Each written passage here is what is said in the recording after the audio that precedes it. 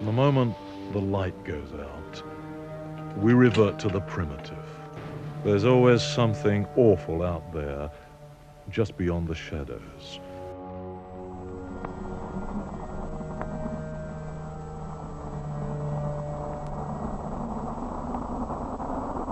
"1963 in Britain was a strange year. It began with one of the worst winters on record. They called it the Big Freeze. But as the snow melted, reports were coming in from all over the country of odd events. There was nothing that really connected them, but they seemed to be springing up in much higher numbers than they ever had before. The year began with reports of UFOs in the skies, over Warwickshire, Norfolk and Kent. Strange lights and objects in the skies were becoming a common occurrence all over the place. Down on the ground, widespread claims of occult practices were growing. Human and animal remains found in abandoned places. Priests threatened in the streets for refusing to allow rituals to take place in their churches. It became so bad that during the summer, Yorkshire police were instructing churches to lock their doors. But the occultists were likely one of the more normal things that were spotted in 1963, because there were also stories of large cats roaming the countryside. A half-man, half-horse was reported running around a park in Liverpool. Sightings of odd men in silver outfits. Even the Loch Ness Monster apparently reared its head for the first time in a while. Mysterious craters were popping up in places, some caused by falling debris from space, others that seemed to have no apparent explanation. In Surrey, an event took place where several motorists claimed they saw 8 very tall men, dressed like monks, running and leaping across the road silently, like a gaggle of spring-heeled jacks.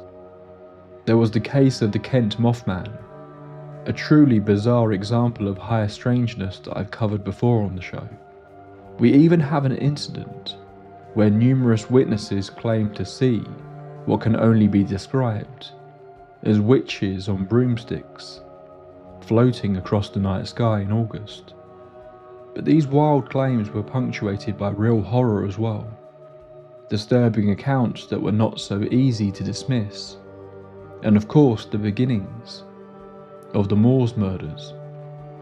A lot of it sounds silly, but when you look at all the events laid out one after another, it makes you question what exactly was going on in the country at this time. For tonight's episode, we'll be beginning in 1963, but we'll be focusing on one area of the country and a series of odd claims that have sprung up around there in the following decades. In the last episode, we explored the history of Clop Hill, and this plays a key part in tonight's story too. If you haven't listened to that one, I will be doing a quick recap before we get into it, as it's important, but chapter times are available if you want to skip ahead a little. What begins with evidence of an occult ritual quickly descends into the world of higher strangeness. This is going to be another weird one. Get yourself a warm drink, dim the lights and get comfortable. This is the disturbing mystery of Bluebell Wood. Welcome to the Tape Library.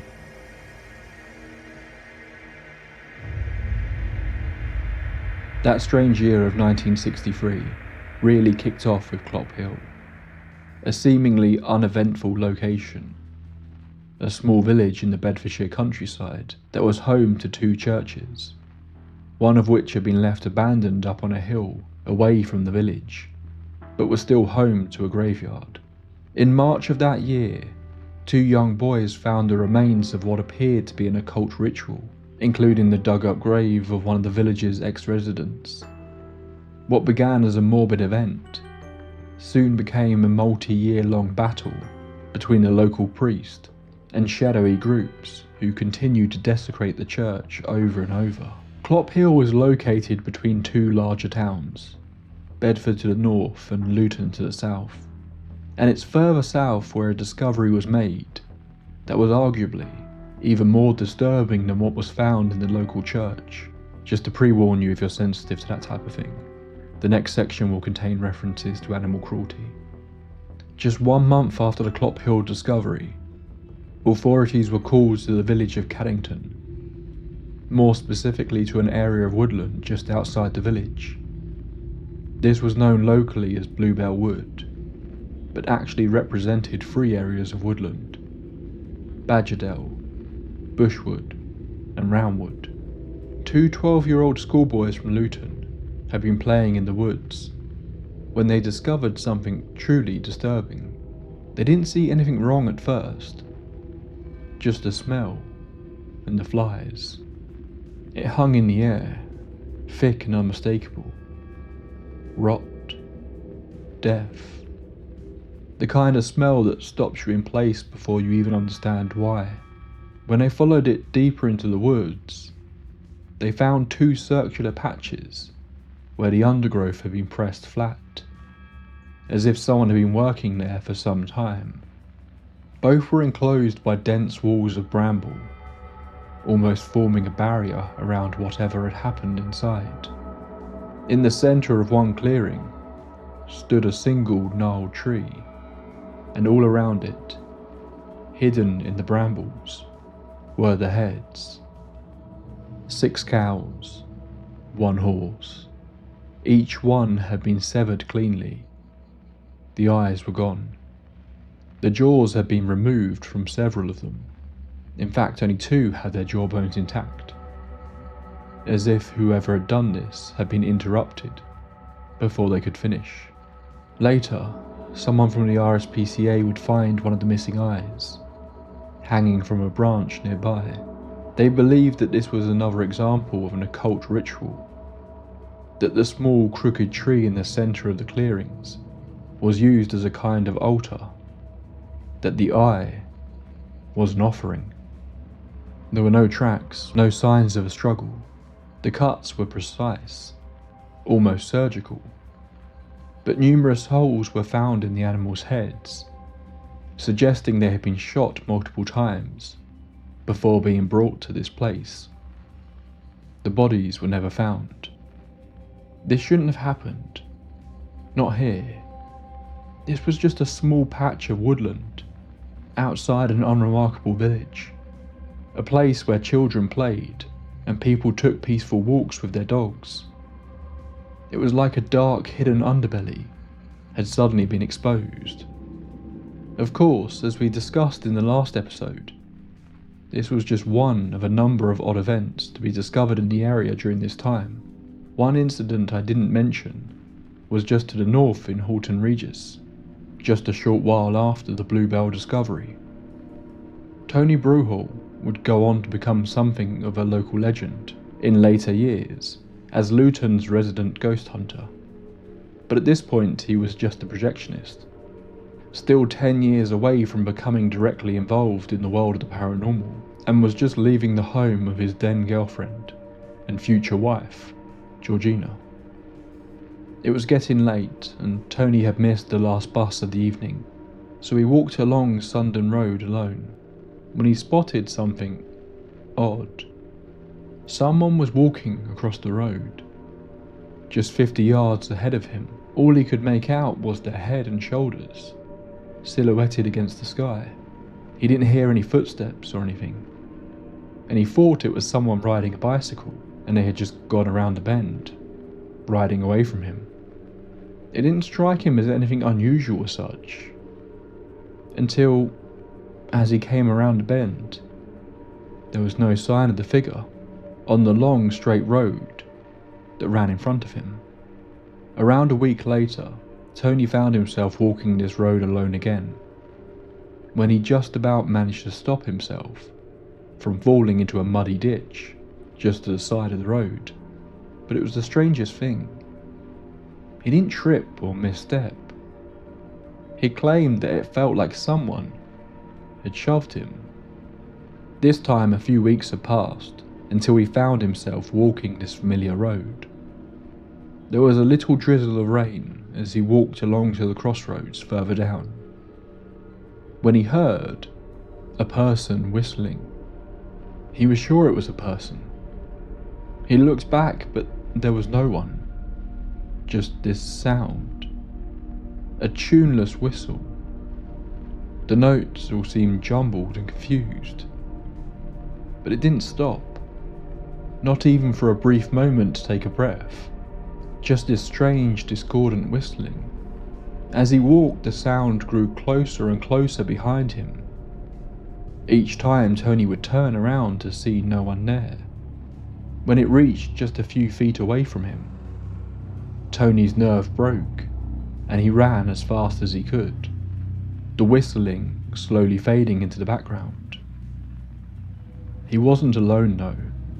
Just a few months later, a motorcyclist reported having to brake suddenly and lost control of his bike when he said a shadowy figure suddenly stepped out in front of him on the same stretch of road.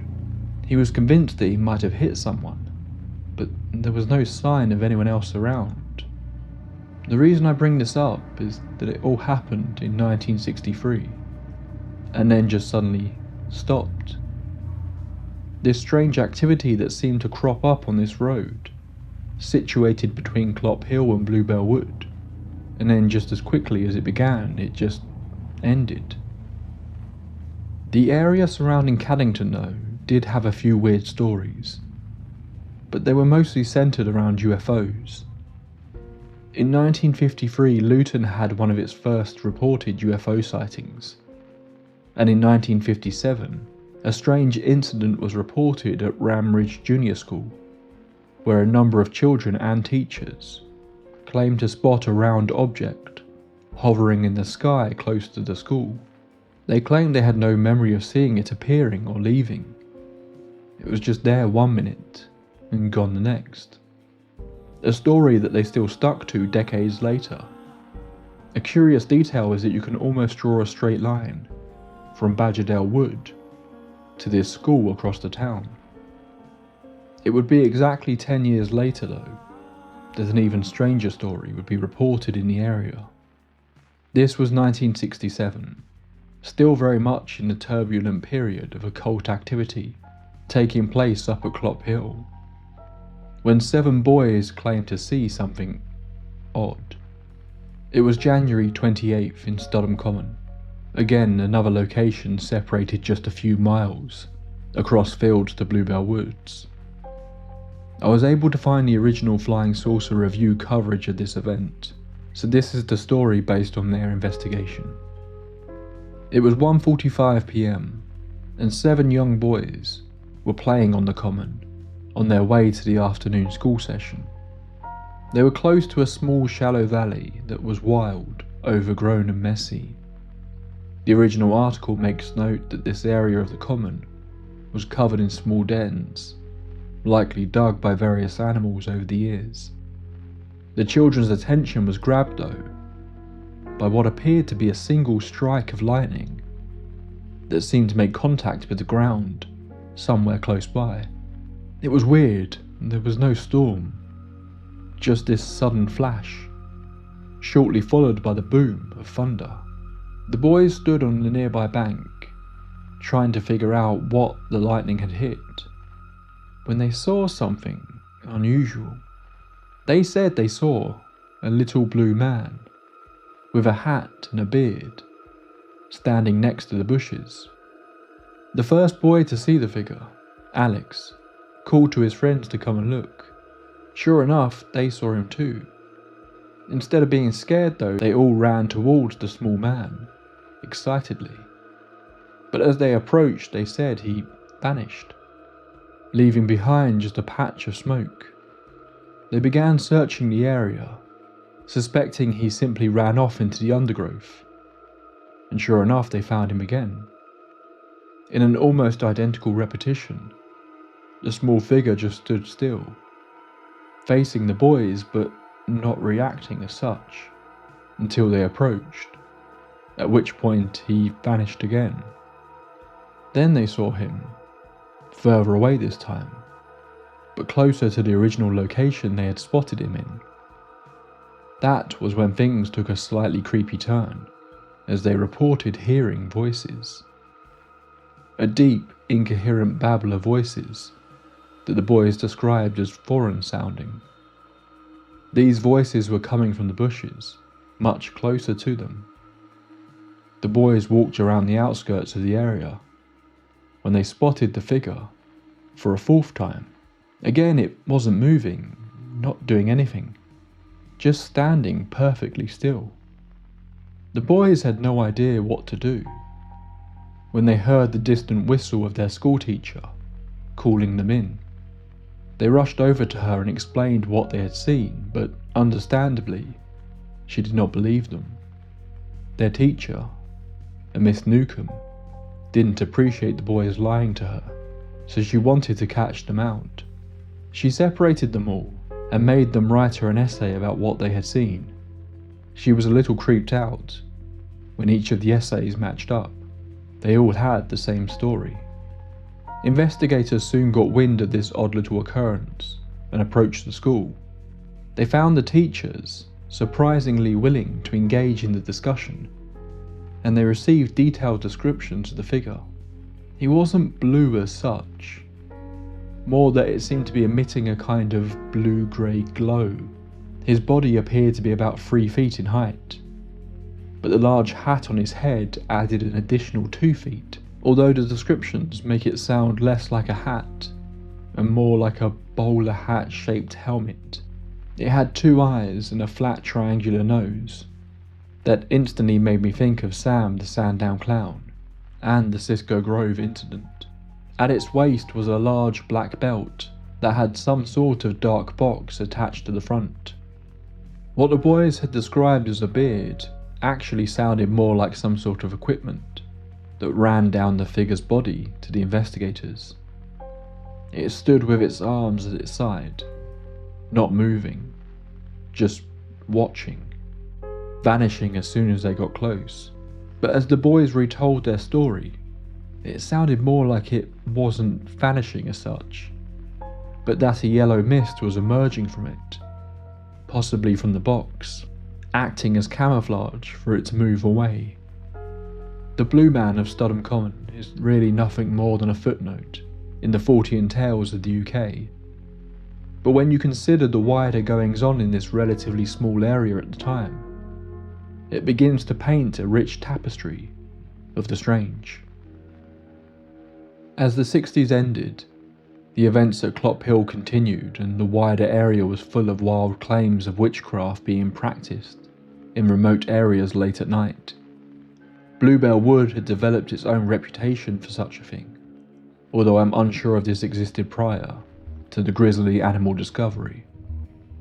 But still, many claim that going into the 1970s, their parents would warn them against spending time in the woodland, especially after dark.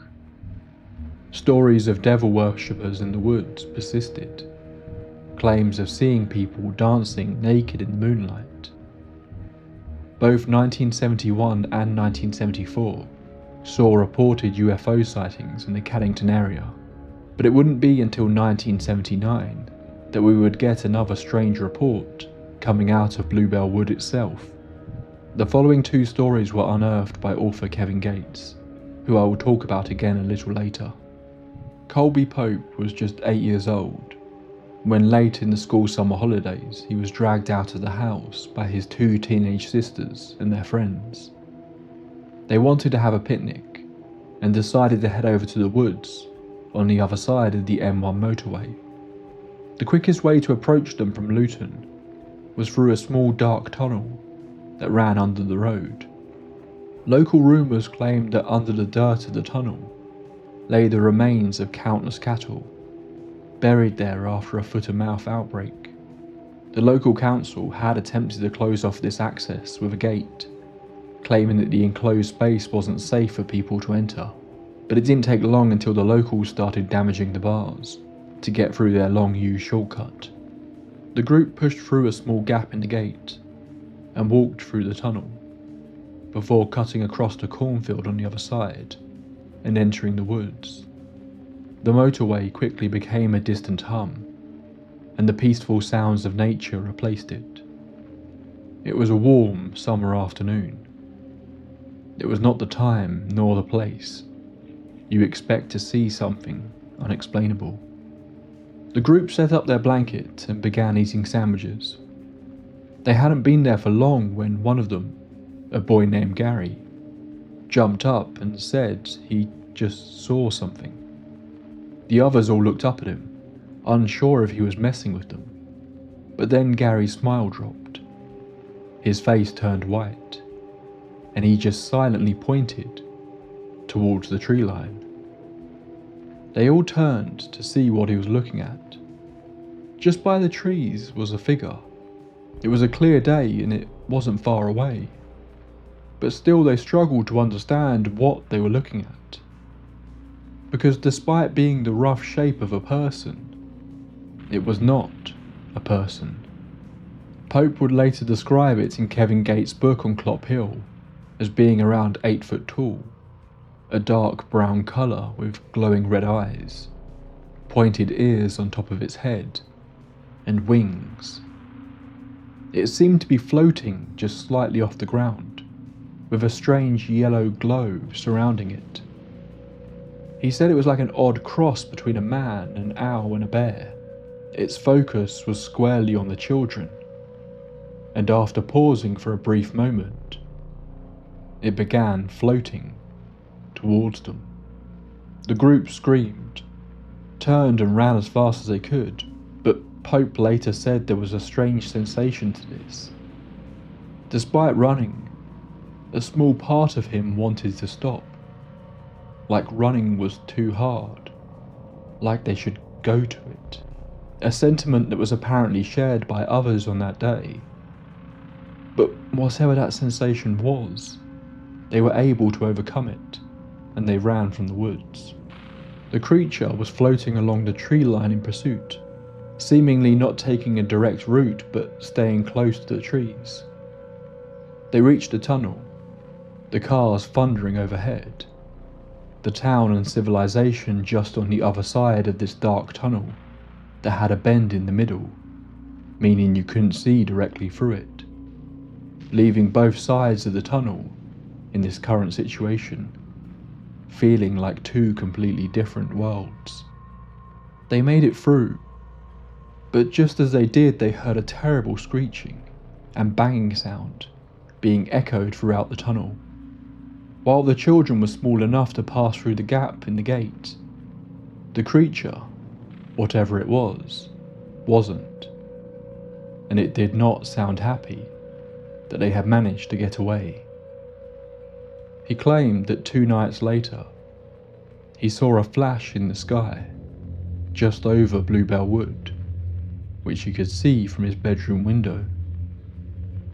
Now, this one has some clear comparisons.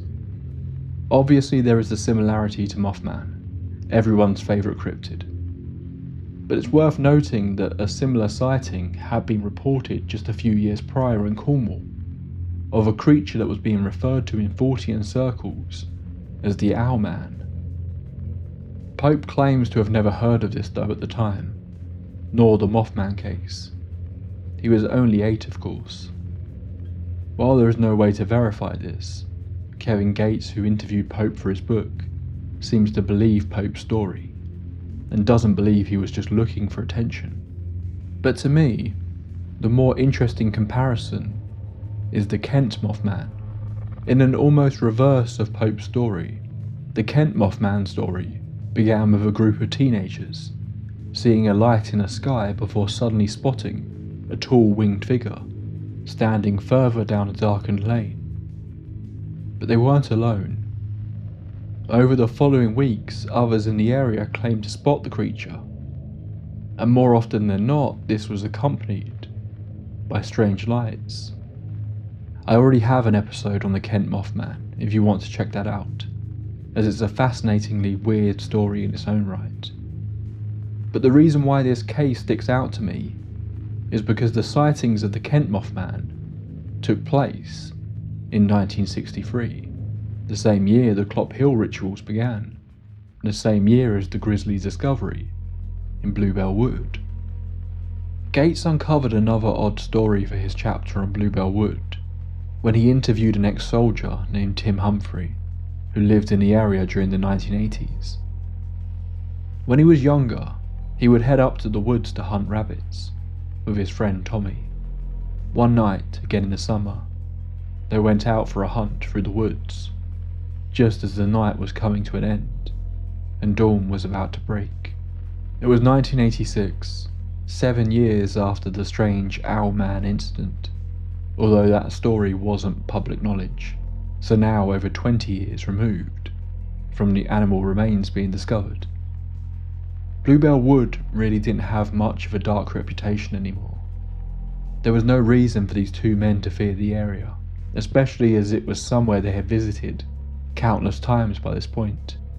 Sure, they had heard of strange stories over the years, but they simply dismissed it all as local legend. More often than not, it was just this idea of the woods being weird. Few people had any specific stories to share. They were heading to an area that they often left bait out, Tommy walking slightly ahead to try and flush out any rabbits, but it wasn't rabbits that they would find that night. The first thing Tim noticed was how quiet it was. Dawn was quickly approaching, but the birds were silent, and there was this strange feeling in the air, almost like the pressure of a storm building, but there wasn't a cloud in sight. Then he heard it, what he described as a deep growl. His eyes shot over to the tree line, when he spotted a pair of eyes looking back at him. Large eyes. Both men positioned themselves and pointed their air rifles in that direction, waiting for the animal to emerge. Tim thought to himself it might be a deer, but that growl played on his mind. He must have misheard it. They slowly approached, and when they got to about 20 paces away, they began to hear its breathing. It sounded like a large dog, panting. Tim's body almost failed him. Fear gripped him tightly when the eyes turned to focus on him. These large, yellow, unnatural eyes. Tim fired and he was sure he hit whatever it was. And that was when he finally got a good look at it. It was a dog, around the size of a Great Dane. It let out a howl and then bolted in their direction. Both men fired, hitting the dog, which turned direction and ran back into the woods. It looked like a dog, sure, but not any type of dog that they had ever seen before. The men ran back in the direction of what is referred to as the light tunnel, a more open underpass that led under the motorway. But as they reached the field that led to the tunnel, they stopped in their tracks as they realized it was there, waiting for them. This huge black dog had somehow come round a different way and cut them off. The two men turned and ran back the other way, instead headed for the dark tunnel, the same one the teenagers had escaped through all those years prior. It was following. The two men fired at it multiple times, convinced they were hitting it, but the dog just didn't seem to react. They ran as fast as they could, but as they approached the dark tunnel, they couldn't believe their eyes when they saw the dog was once again already there, waiting for them. It wasn't possible. Again they began to fire at it and rushed into the tunnel. But as they went around the bend, it was now at the other end, blocking the entrance closest to the town, their route to safety. They ran back out of the tunnel and took the woodland path that ran alongside the motorway until they found another route out of the woods. Constantly it followed, blocking off each attempt they made to leave, until eventually they reached an alley near the Luton Town football ground. They ran down it and instantly felt they were back in the real world. It all seemed so silly, so unbelievable. But as they glanced down the alley, they saw it at the end, still standing by the trees. Tim raised his rifle once again to fire, it was gone. The two boys didn't speak about their experience with anyone. It seemed so ridiculous that they didn't think anyone would believe them. But just a short while after this incident, Tim's grandfather went missing. Eventually he was discovered in the woods. He had died of a heart attack. Tim wondered if he had seen it too, if he had been so overcome with fright that his heart couldn't handle it. There's something interesting here. The black dog seems to resemble Black Shuck, the infamous creature from British folklore. The entity Pope saw looked more like the Mothman or Owlman. We have this area where plenty of people are reporting seeing strange things, but none of these strange things seem to match up.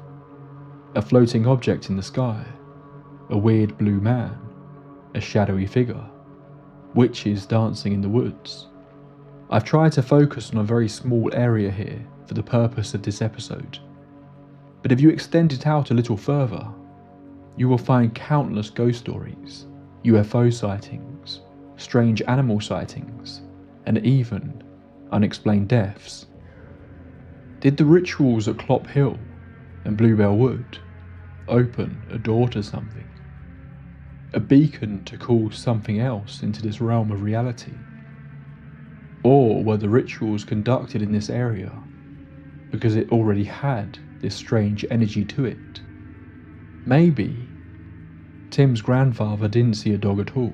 Maybe Colby Pope and his sisters saw a half-man, half-owl creature. Maybe Tim and Tommy saw a dog. But maybe whatever is in these woods doesn't stick to one visual representation. Maybe it can change. Maybe we have no idea what it truly is. So what really happened? Again, much like the last episode, this is a little tricky to discuss, but for very different reasons. The ritual practices appear to have really happened. This was a phenomena that was taking place. However, the more wild, out there stories surrounding the area are a lot more difficult to explore. They are all so individual, and while several of them do have multiple witnesses, they don't seem to repeat. It's just these unusual pockets of activity that spring up and then stop. Of course, these could all just be stories.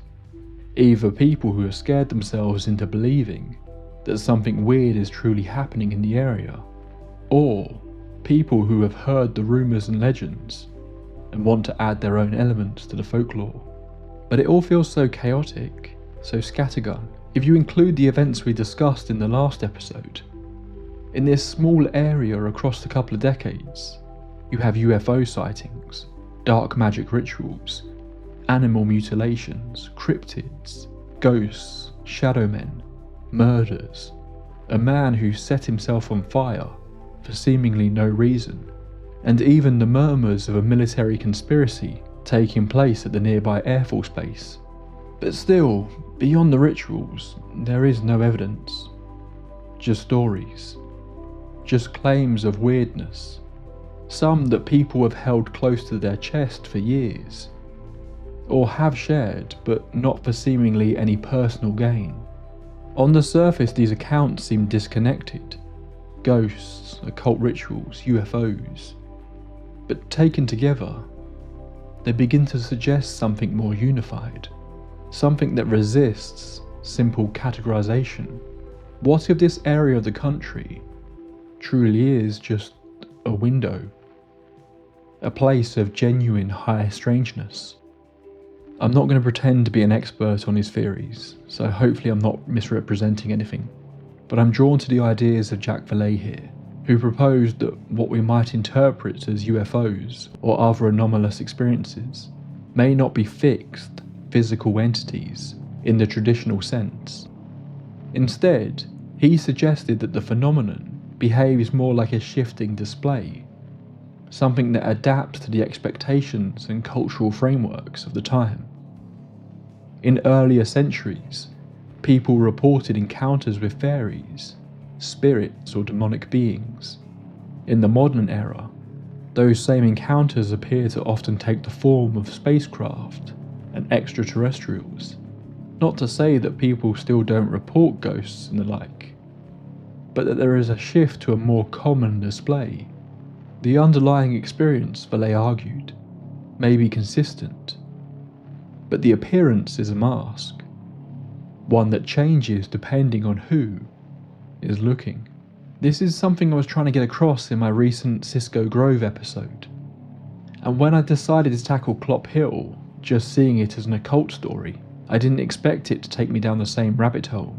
When you stop thinking about the paranormal in such grounded terms, such as ghosts are spirits of the dead, UFOs are alien visitors, cryptids are undiscovered animals, it opens up a world of thought that is so much more interesting, at least to me. As I said in Cisco Grove, this idea of a subject that can't be put into a box. You could look at it this way too. Is this area of time an example of those masks shifting?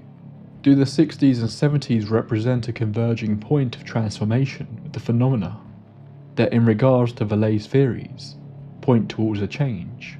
That it is morphing from folkloric tales of fairies and ghosts into aliens and UFOs.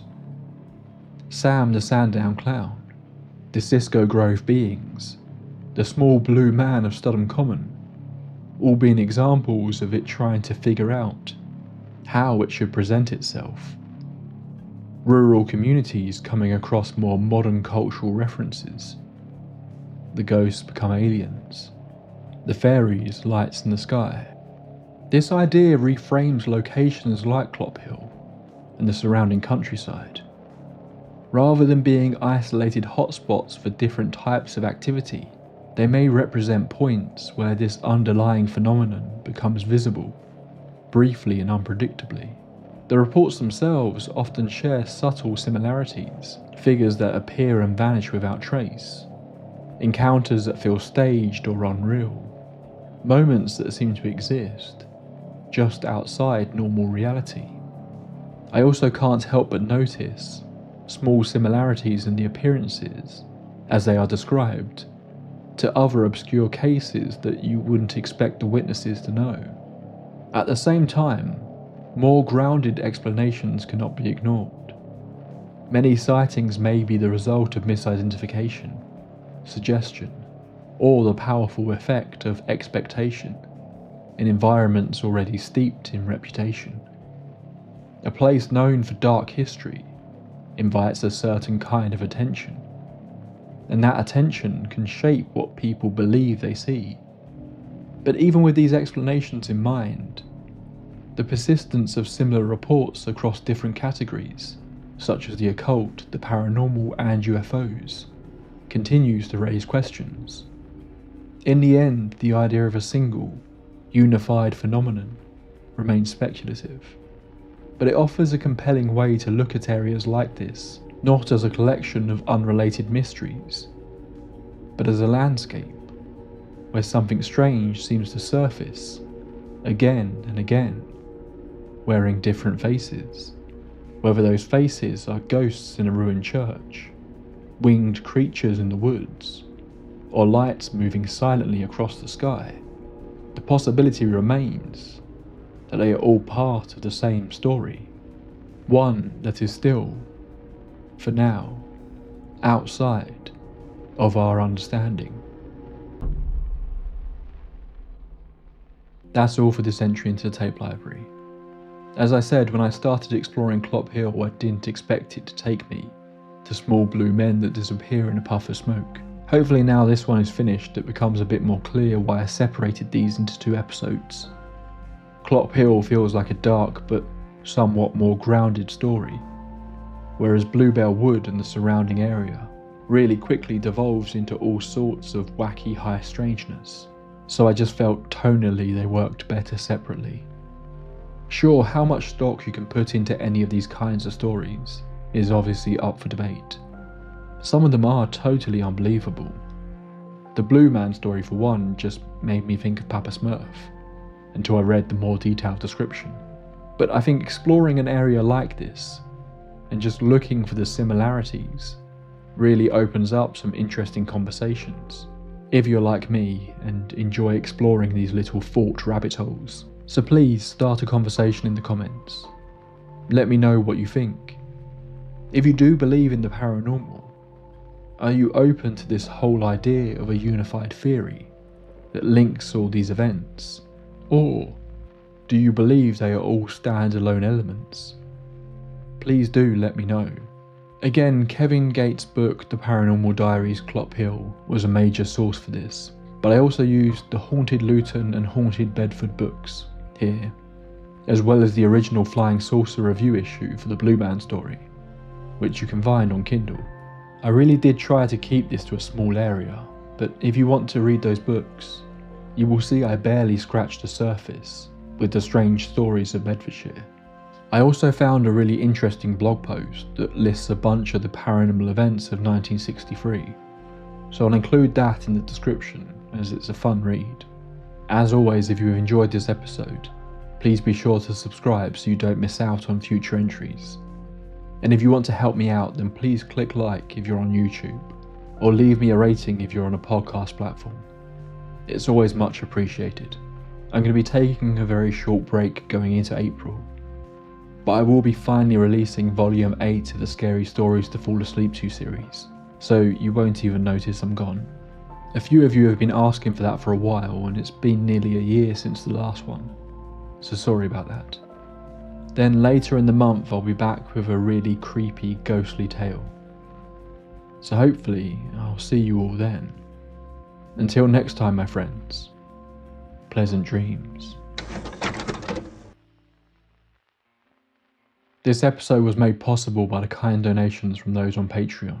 First up, our tape library archivist Shan Harding, Summer Chambers, Jennifer, Adam M, Cryptid Clyde, Edgar Allan Ho, Adam Grantham, The Magic Pumpkin, Lucas Wiles, Yenok, Aurora, Lee Borix Johnson, Now and Zen, Pat McShay, Pantherpaw, The Elusive M, The Bisexual Mooncult, Emulated Phoenix, Jamie Long, Lisa Marie Sherrington, Gaffy with a G, Plum Blossom, Gina Britton, Emily Carlin, Sarah Boyd, Thomas Boatwright, Stephen Lutman, Crystal E, West Virginia Vegetable Man, Dawn Swan, Tina S, Sean Miller, Juno, Joseph Gondola, Jolly Jedi, Pixelina, Joe, The Crimson DM, The Detective, Jean Janine, Darla, Alfredo Sandoval, Midi as a Bean, Dominic DeAngelis, Dagon Adorleg, Judith Hacker, Eric Salas, Mirashard, Adeline, Ashlar's Books, Gabrielle, Umika Grimm, and Sandy Lusk. Then we have our amazing lead archivists: Wynne Lewis, Yvonne Rivers, Amy Stubblefield, The Original Deer, Emmy Bartley, Lady Bette Noir, Ridiculous, London Grace, Melissa Harrison, Emperor Franz, Old Soul Like Mine, Xavier Angle, Sad Girl Callie, Alex O'Neill, Tyler Michael, Alex Goldberg, Van Yell, Brian Baker, and 1000th Ghost. And our insanely generous Grand Overseers: Harrison the Ogre-Lord, Shannon in Seattle, Leah Carmella, Bad Diddle, Katie, Morning Rain 2619, Agent 355, and Queen of Flatulence.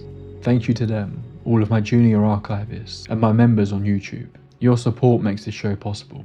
If you want to join us over on Patreon, there's a few perks and a chat where we have conversations.